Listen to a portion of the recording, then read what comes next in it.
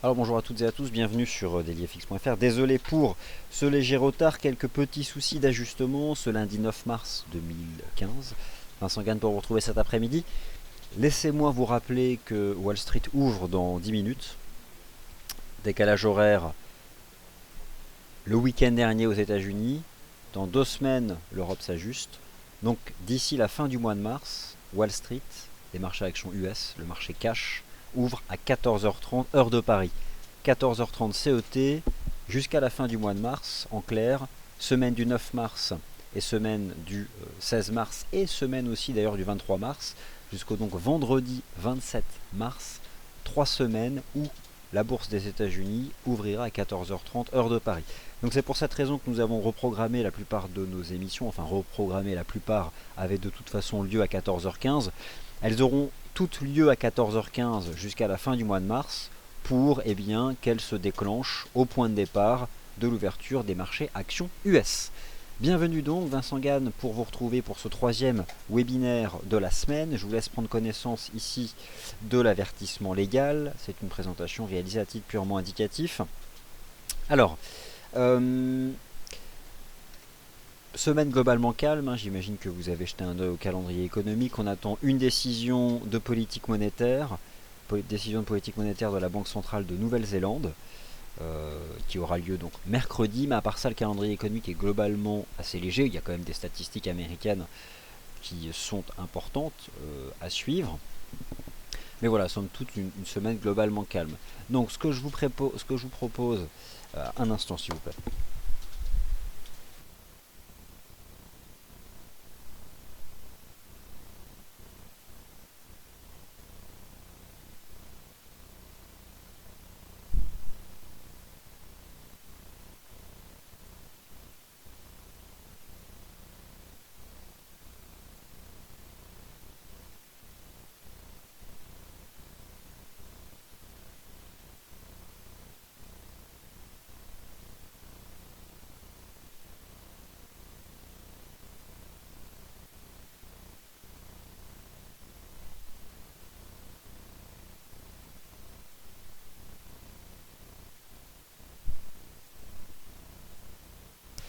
Oui, donc pardonnez-moi, léger souci de son. Alors, bon, calendrier économique, ok, vous l'avez compris, assez globalement léger.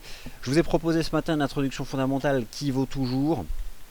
Vous l'avez compris, nous sommes toujours dans le sillage de l'excellent rapport NFP publié outre-Atlantique, avec de manière générale un impact sur les rendements obligataires, notamment aux États-Unis. On voit que les choses se calment d'ores et déjà du côté des rendements obligataires au sein de la zone euro, avec une légère contagion, mais finalement le contrat Bund qui trouve déjà un support. Le dollar US reste globalement fort, la paire euro-dollar s'inscrit dans un range ce matin, tentative de reprise d'ailleurs depuis les 1,0823, le marché bloque déjà 1,09.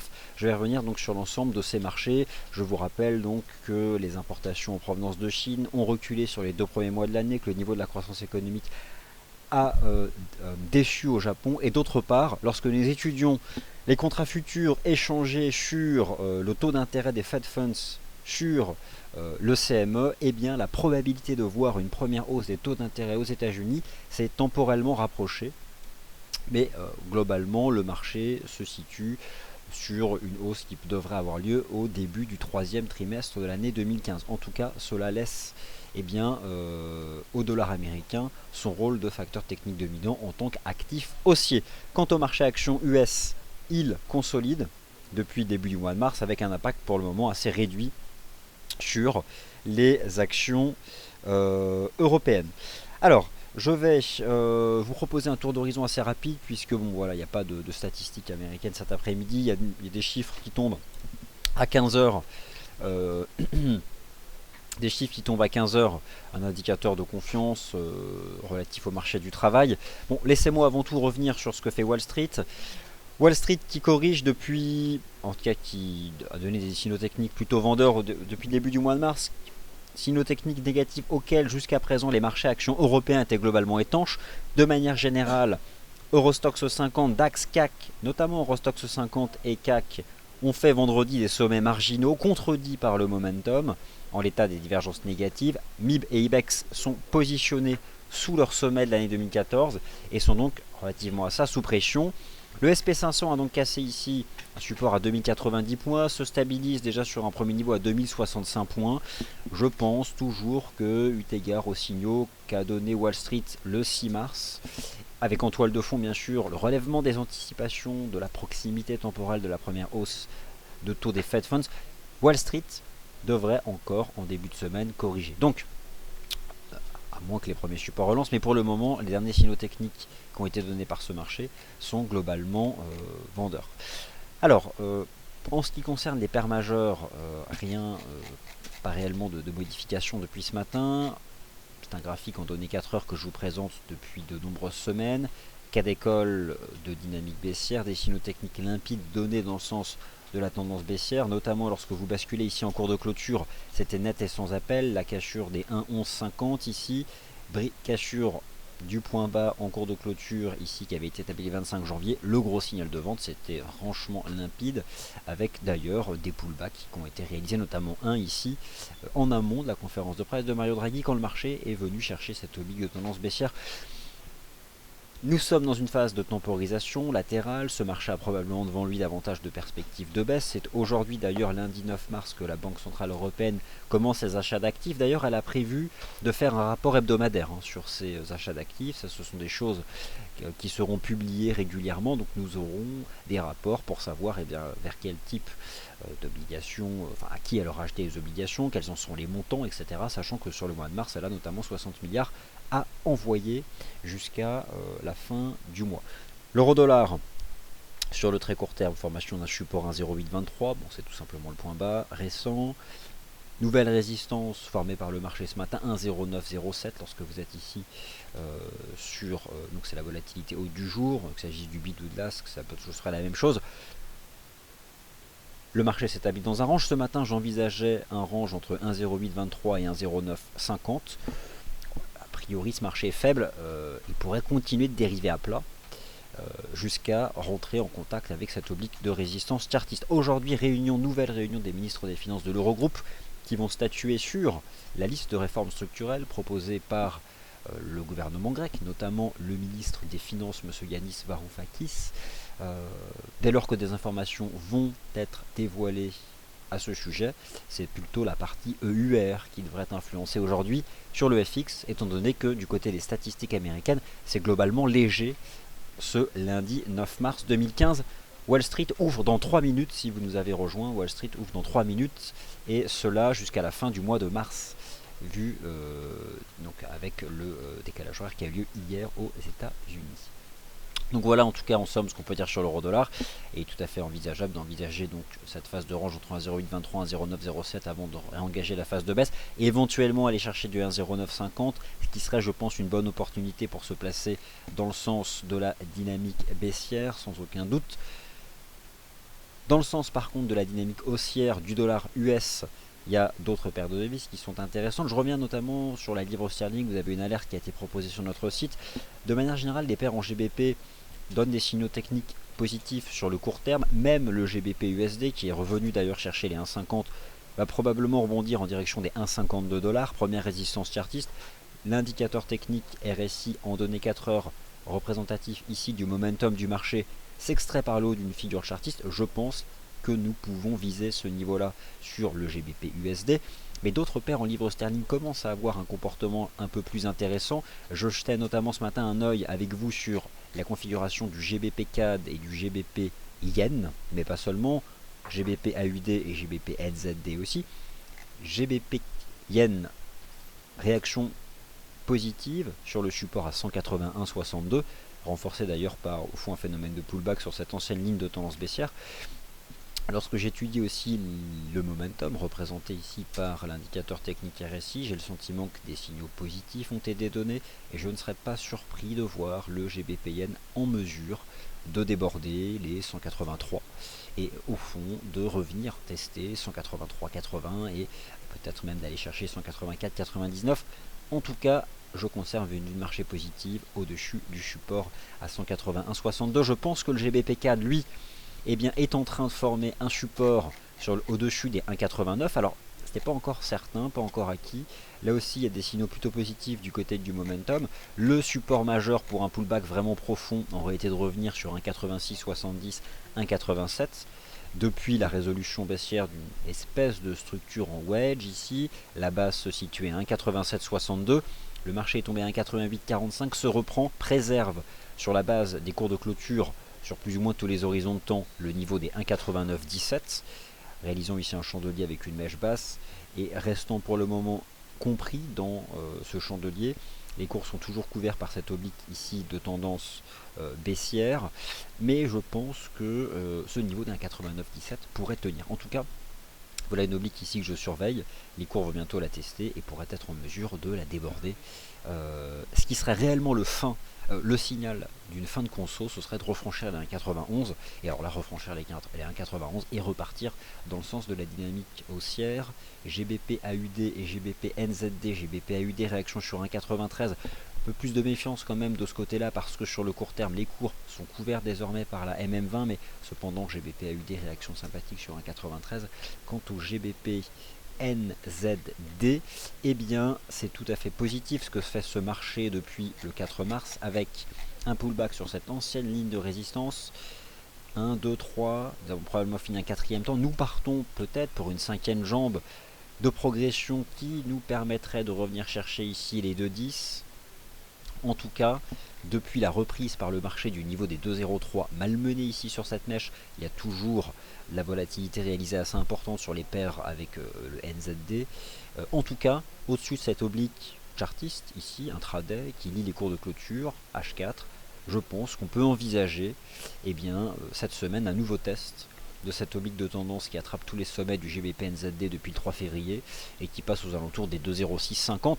Je vous rappelle que cette semaine, la Banque centrale de Nouvelle-Zélande prend une décision de politique monétaire et que forcément, ça fait partie ici des configurations à impérativement surveiller. Sur le Bund, le premier support à 156 réagit favorablement. Les rendements obligataires en Europe retombent aujourd'hui déjà. Alors pourquoi aujourd'hui les rendements obligataires retombent? Qu'y a-t-il derrière cette réaction positive du Bund depuis le début de la session européenne? Peut-être que nous avons d'ores et déjà là l'impact des achats de la Banque Centrale Européenne, puisqu'elle commence aujourd'hui, cette Banque Centrale Européenne. Alors on peut imaginer que dans cette reprise du contrat de taux allemand de 156,15 à 157,15, peut-être que certains de ces contrats sont rentrés dans le bilan de la Banque Centrale Européenne. En tout cas, globalement, ces contrats de taux européens, pour ce qui est de l'Allemagne, mais aussi de la France et d'autres pays importants, sont globalement résilients au mouvement inverse qui se produit sur le même type de contrat aux États-Unis, puisque le rendement obligataire à 10 ans aux États-Unis est quant à lui passé. Il était encore aux alentours de 2,23 ce matin, donc il se maintenait quand même sur un niveau élevé. 2,23 c'est beaucoup, sachant qu'au début du mois de février, on était plutôt aux alentours des 1,60, 1,70. Donc ces contrats de taux de la zone euro font leur propre vie, leur propre tendance haussière, et derrière cette hausse, aujourd'hui, il y a peut-être des achats de la BCE. En tout cas, voilà, formation d'un support à 156, nous verrons, mais j'ai le sentiment tout de même que cela pourrait être un point bas pour ce contrat de taux. Pour des actifs financiers, il y en a un certain nombre. Je reviens notamment sur l'once d'or. Il y avait quelque chose qui m'intéressait. Je vais peut-être diminuer d'horizon de temps, puisqu'en ce qui concerne, je pense que l'once d'or a donné un signal de vente vendredi, en sortant par le bas d'un range entre 1195 et 1220 $. Je pense que le mouvement de repli de l'once d'or n'est pas terminé et qu'au fond, on pourrait même envisager revoir les 1130, 1140 lorsque j'affine et j'utilise des graphiques intraday. Je vais ici me rendre sur un graphique en données horaires et j'ai le sentiment en fait que ce marché est en train de construire une espèce de reprise en drapeau ou peut-être une espèce de petit wedge. En tout cas, nous avons une jambe de baisse verticale ici entre 1200 et 1163. On la retrace en formant cette figure chartiste ici, qui est le wedge. On en a retracé même pas 38,2 là. Il y avait une première résistance sur ce niveau des 1176. Alors, je pouvais envisager une reprise au moins en direction des 1180, le marché s'arrête net à 1175 et pourrait au fond rapidement retomber dans le sens de sa nouvelle dynamique de baisse. Il y a un métal précieux qui est peut-être un peu plus propre pour ce qui est des niveaux horizontaux que l'once d'or, c'est l'argent, avec une résistance horizontale à 16,05. Alors elle n'est pas compliquée, c'est uniquement ces niveaux-là, voilà, 16,05. Je pense que cette semaine, l'argent devrait rejoindre les 15,50. qui sont ce niveau de support, ces 3 tests ici, ces 3 niveaux de prix. Donc voilà, bon, vous allez me dire que c'est pas bien compliqué, et je pense que là aussi on fait une espèce de flat avant de rejoindre ici les 15,50 $ sur l'argent, les 16 $, 16,05, 16,05 grand max, 16,10 sont une résistance à exploiter pour éventuellement mettre au point une stratégie de vente ici sur ces métaux précieux. Donc à reprendre le mouvement en marche. Wall Street a donné des signaux techniques négatifs vendredi sur fond d'un bon rapport NFP. Ça peut paraître contradictoire, mais ça fait partie déjà des statistiques US qui renforcent la probabilité de voir plus précocement qu'anticipé par le marché une hausse des taux d'intérêt aux États-Unis. De manière générale, c'est un prétexte pour prendre des bénéfices. En Europe, il y a un effet de contagion. Après avoir inscrit de nouveaux sommets vendredi après-midi, le CAC s'est approché de 5000 points notamment. Là aussi, je pense que le début de la semaine devrait être sous l'angle de consolidation. J'étudie en données journalières des contradictions négatives de momentum potentiel qui pourraient devenir actives si des cassures de support intervenaient sur les marchés actions européens. Mais entre le scénario qui serait celui d'un range qui durerait longtemps, ou celui d'une consolidation qui prendra la forme d'un retracement de la hausse annuelle, donc retracer les 15% de hausse depuis le 1er janvier, ou pas forcément depuis le 1er janvier, mais en partant du principe que le CAC a donné un signal d'achat au franchissement des anciens sommets de 2014, donc retracer toute la hausse qui s'est faite de 4600 à 4990. Alors je vais retracer une partie de ce... Je ne serais pas surpris voilà, que le CAC revienne chercher au moins 4850, voire 4817. Après, il faut présager de rien, les marchés actions européens restent forts, mais si je devais plutôt m'exprimer là en faveur d'un timing, je pense qu'il n'est pas réellement à l'achat, et qu'on peut exploiter des résistances. Soit on s'abstient en partant du principe que la tendance de fond est haussière et on attend que le marché revienne sur support. Si on souhaite établir des stratégies de trading en intraday, on peut exploiter les toutes premières résistances pour laisser aux indicateurs sur l'horizon de temps supérieur se dégonfler. Et dans ces cas-là, le CAC 40 forme aujourd'hui une première résistance sur les niveaux de prix des 4950. L'IBEX et le MIB, c'est d'une simplicité, c'est d'une grande simplicité. Il s'agit uniquement des niveaux de prix horizontaux. Vous prenez sur le MIB et l'IBEX les sommets de 2014. Alors ces résistances seront franchies un jour, elles le seront peut-être en mars, mais le seront-elles tout de suite maintenant lundi 9 mars? J'ai envie de dire que c'est possible, mais j'en serais quand même surpris. Et donc au fond, je pense que le MIB sous les 22 553 points pourrait être temporisé, au moins à plat, dans l'attente au moins d'indicateurs de tendance de court terme, et nous avons à peu près le même type de niveau pour l'IBEX. C'est pas compliqué, vous prenez aussi le top de l'année 2014, ce qui vous donne globalement des niveaux de prix assez limpides ici, des niveaux de prix horizontaux. Alors du côté des paires majeures, l'USD CAD, vous l'avez compris, je pense qu'il faut s'intéresser au tout premier niveau de support, et je pense que sur l'USD CAD, les 1,2540 constituent un bon niveau de support. C'est un marché en fait qui, je pense, est sorti par le haut d'une configuration en triangle. Je vais vous montrer ici en données journalières. L'USD CAD évoluait au sein d'un espèce de range depuis le début du mois de février. Voilà. Et lorsqu'on utilise les cours de clôture pour en tracer justement la partie haute, eh bien la session de vendredi donne le signal technique, je dirais, d'une sortie de range. Donc je pense que maintenant on peut exploiter la zone 1,2530, 1,2550 pour prendre le mouvement en marche, sachant que cette semaine me semble tout à fait probable une hausse de l'USD CAD en direction des 1,27 et des 1,2790, tout simplement donc les récents tops de ce marché. Donc voilà, et premier support qui s'établit ici sur l'USD CAD à, alors c'est le niveau des 1,2550, on va essayer de l'ajuster à 1,2550, et le plus haut ici en cours de clôture c'est le niveau des 25,40. Donc voilà, une zone qui m'intéresse, et on fait probablement un flat avant d'aller mettre une nouvelle impulsion dans le sens donc de la tendance. USD Yen, NZD USD et AUD USD. L'USD Yen, je dirais des similitudes techniques avec l'USD CAD, dans le sens où là aussi les cours étaient sortis par l'eau d'une vaste phase de range qui existait depuis le début du mois de décembre. Je pense qu'on peut envisager en mars l'USD Yen rejoindre les 121,84 et pourquoi pas les déborder, pourquoi pas. Bon, le signal n'est pas donné, mais ce serait pas choquant du point de vue de la tendance de fond. Vendredi, ce grand corps ici donne le signal d'une cassure des 120,46. C'est désormais un niveau de support et je pense que ce niveau de support peut être utilisé justement pour adopter une stratégie dans le sens de la tendance haussière. Donc le niveau des 120,46, cette oblique ici de tendance haussière, avant d'envisager de nouveaux plus hauts. La UD-USD reste couvert par une oblique de tendance en place depuis septembre 2014. Tant qu'il se maintient sous cette oblique, le risque reste à la baisse. Voici la réaction liée au NFP.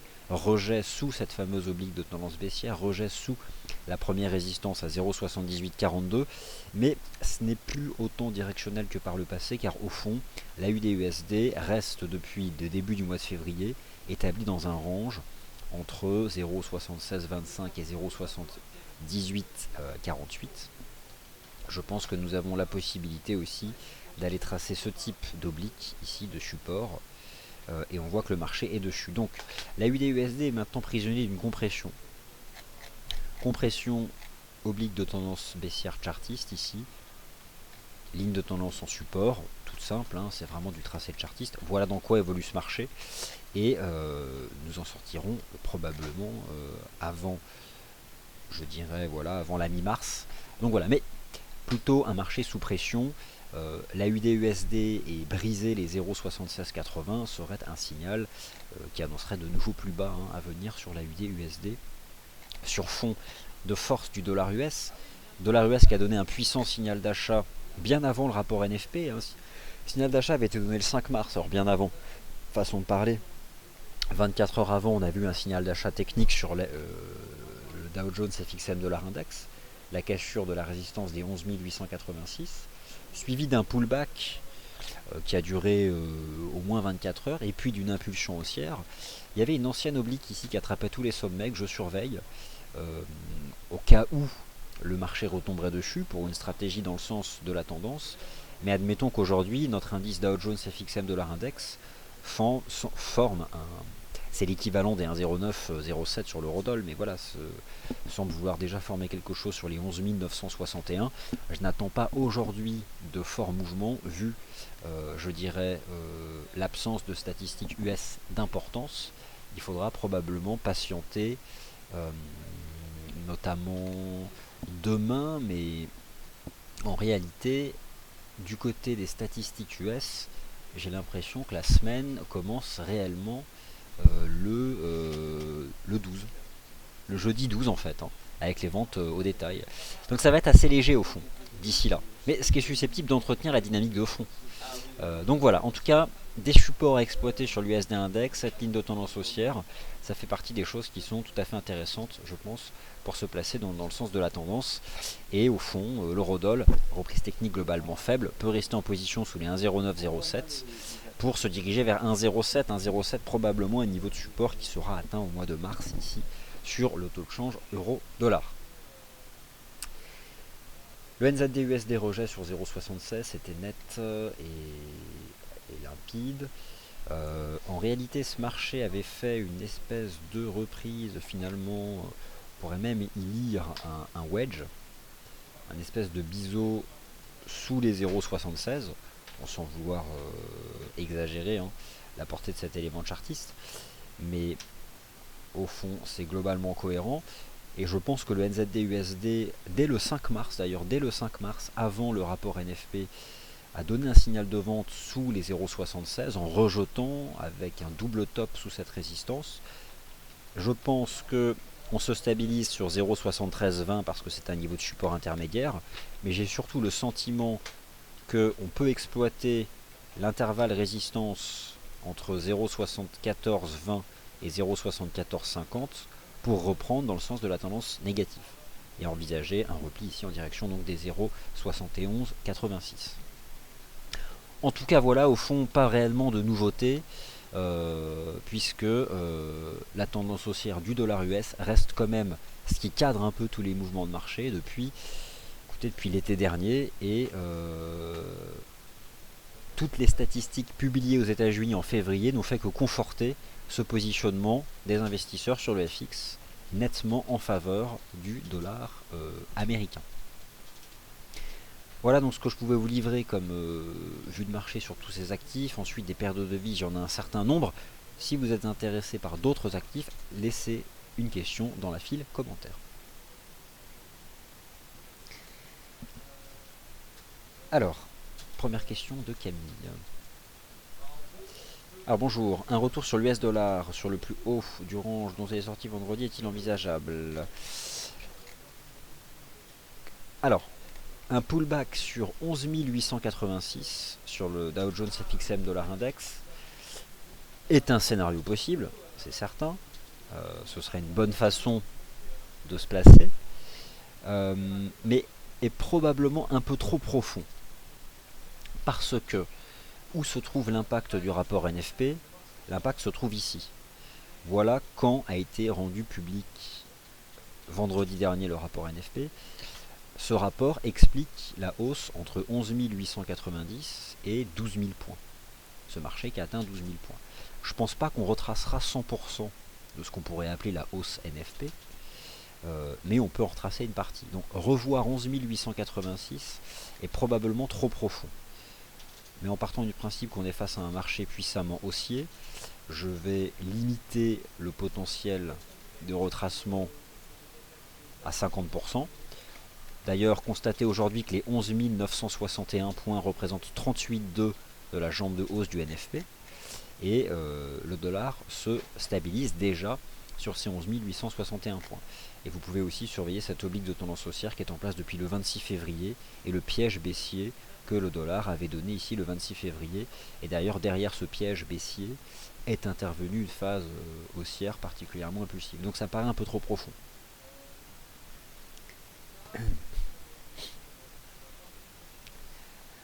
Alors tout simplement parce qu'aux États-Unis, il y a eu un changement d'heure sur lequel l'Europe ne va pas s'aligner tout de suite. Et donc tout simplement, l'heure d'ouverture aux États-Unis n'a pas changé. Wall Street ouvre toujours aux États-Unis à la même heure, donc c'est je crois 9h30 sur la côte Est. Sauf que pendant 3 semaines, 9h30 à New York, c'est 14h30 en France. Voilà, c'est tout simplement ça. Et lorsque nous aussi en Europe, on va basculer sur la nouvelle heure, eh bien 9h30 aux États-Unis fera 15h30. Donc Wall Street ouvre toujours à 9h30. Sauf que c'est 9h30 sur la côte Est des États-Unis. Et cette côte Est des États-Unis a désormais un décalage de 5 heures avec le fuseau horaire valable en France.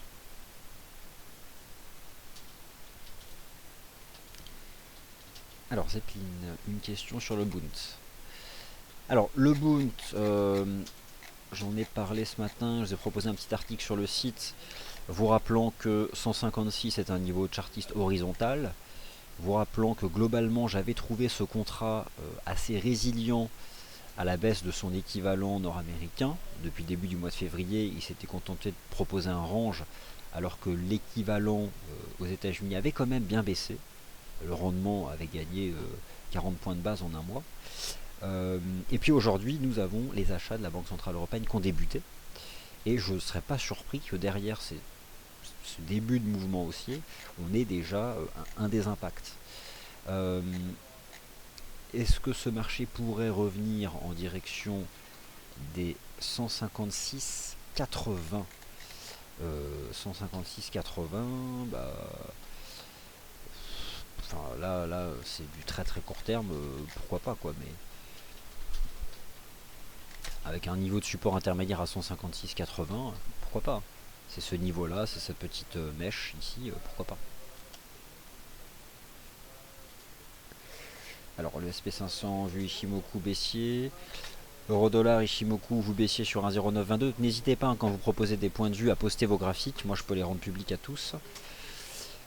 Donc des avis sur le SP500, c'est vrai que Wall Street a donné des signaux négatifs et qu'au fond on pourrait s'attendre à davantage de consolidation. Moi aux États-Unis, il y a un indice que je surveille, c'est le Nasdaq 100.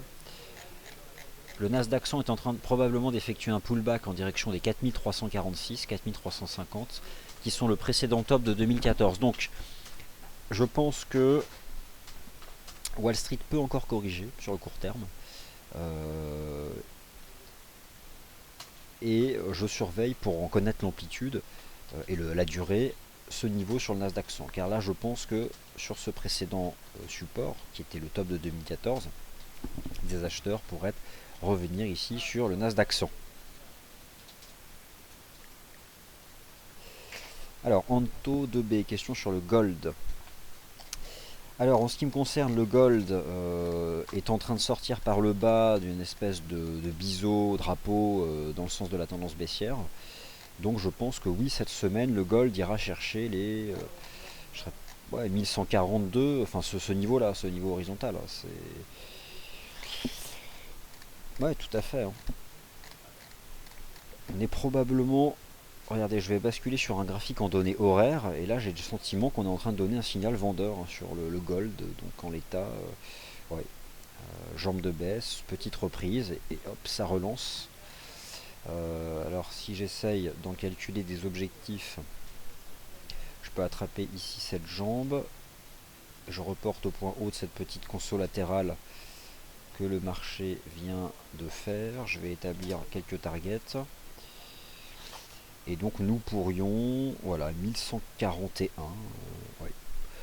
Je pense que cette semaine, nous pouvons viser 1141. 1141 sur le gold. Et maintenant, pour une stratégie de vente, bah, ça va être, le stop, ça se met au-dessus du point haut de ce matin, donc au-dessus des 1176, avec à la clé, donc viser ici des 1140 sur le gold.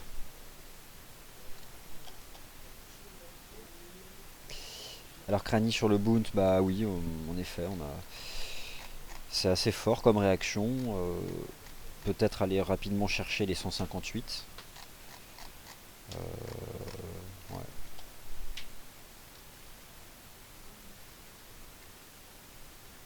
Probablement, visiteur. Peut-on envisager 0,95 sur l'euro-dollar? Bah, j'ai envie de dire tout est possible. Pourquoi pas?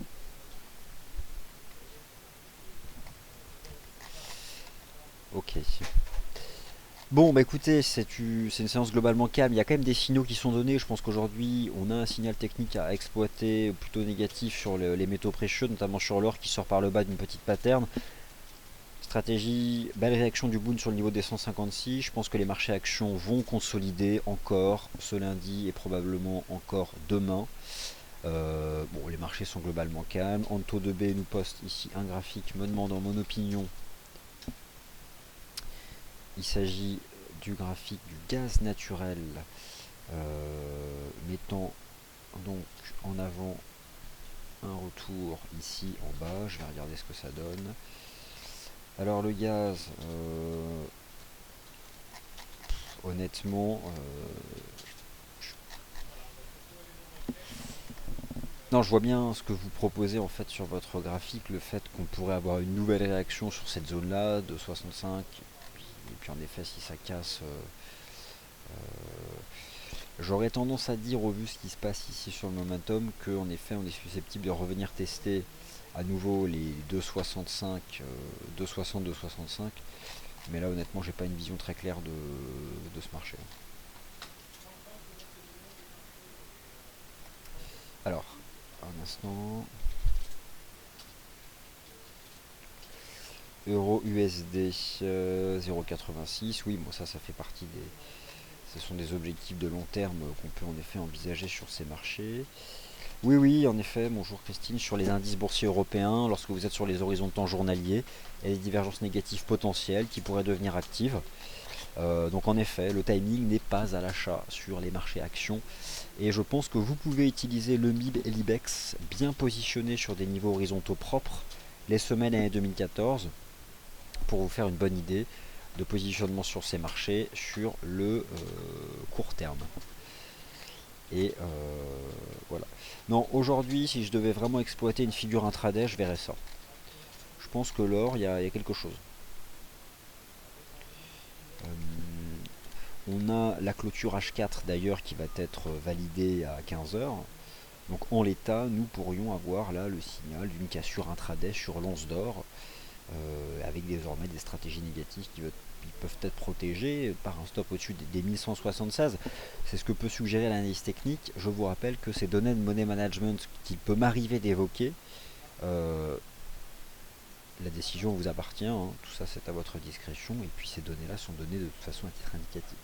Mais il y a probablement aujourd'hui un trade à initier en intraday sur l'once d'or, ici, sous ces 1175. Ok, merci d'avoir été attentif donc à ce point de marché Wall Street Insider.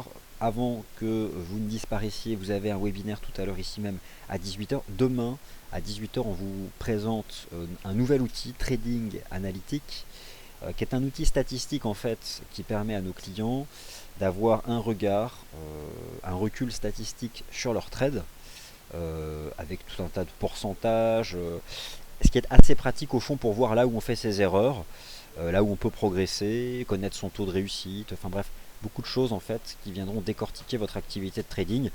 Un outil qu'on vous présente demain à 18h. Voilà, merci à toutes et à tous d'avoir été attentifs, et en ce qui me concerne, je vous retrouve demain après-midi 14h15, notez bien 14h15 pour le Wall Street Insider, et ce jusqu'à la fin du mois de mars. Merci beaucoup.